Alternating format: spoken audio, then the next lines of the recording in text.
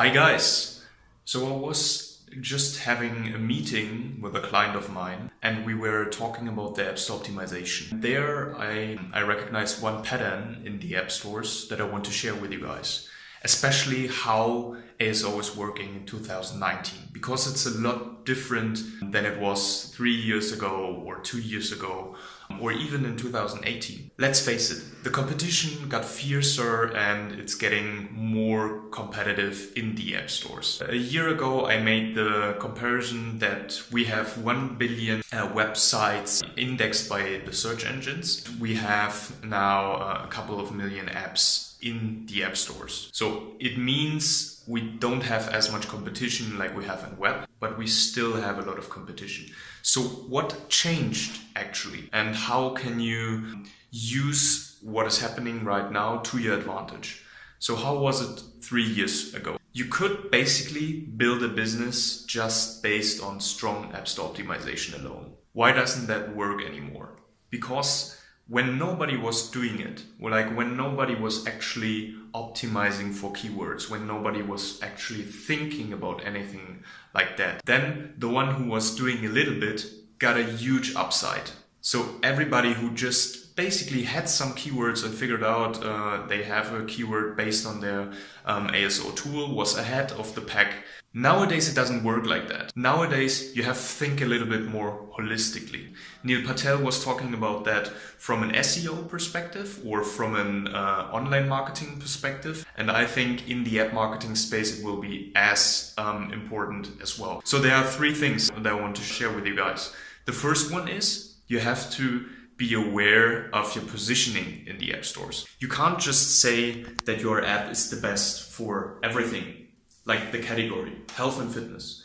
You can't say that, well, we have the best health and fitness app, so we want to rank for everything in regards to health and fitness. You have to be more specific with your targeting in your keywords. So you have to be positioned well. The best is that the whole keyword set that you have, let's say it's in the Google Play Store, your text and your title and your developer name, it all has to be in alignment of your positioning keyword, because the competition is too fierce. What you can do is you can hit a little point, but then with all the force you have. All of that doesn't matter if you don't take into consideration the second point. The second point is the search intention.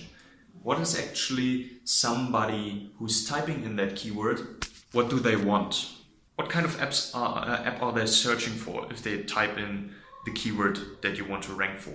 3 years from now, you could basically type in everything in regards, let's say fitness, for example, or let's say travel, or let's say language learning, and you could rank for everything because you were the only one who had keywords in there. Now everybody is using keywords, but the fewest apps are using a very targeted approach, matching both their positioning and the search intention of the user. This leads me to the third point, multi-channel marketing.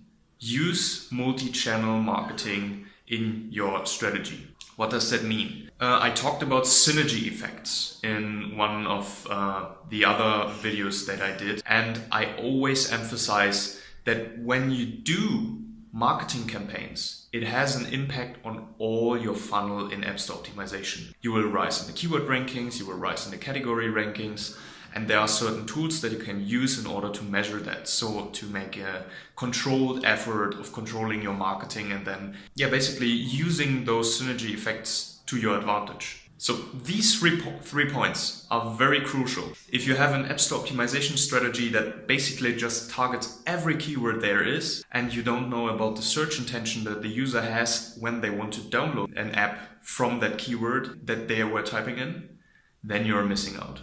Alright, that's just a quick tip that I wanted to share with you guys. I wish you a great day and see you next time. Bye bye.